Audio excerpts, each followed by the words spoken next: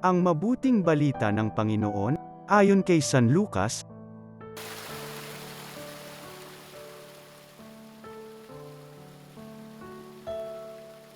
Noong panahong iyon, sinabi kay Jesus ng isa sa mga tao, "Guro, iutos nga po ninyo sa kapatid ko na ibigay sa akin ang bahagi ko sa aming mana." Sumagot siya, "Ginoo, sino ang naglagay sa akin bilang hukom o tagapaghati ng mana ninyo?" At sinabi niya sa kanilang lahat, "Mag-ingat kayo sa lahat ng uri ng kasakiman, sapagkat ang buhay ng tao ay wala sa laki ng kayamanan."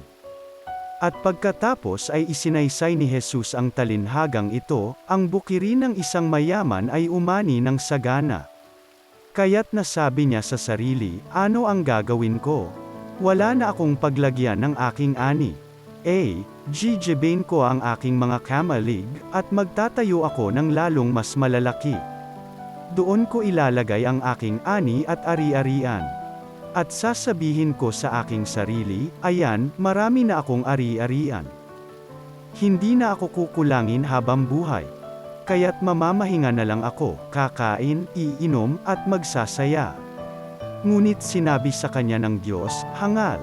Sa gabing ito'y babawian ka ng buhay.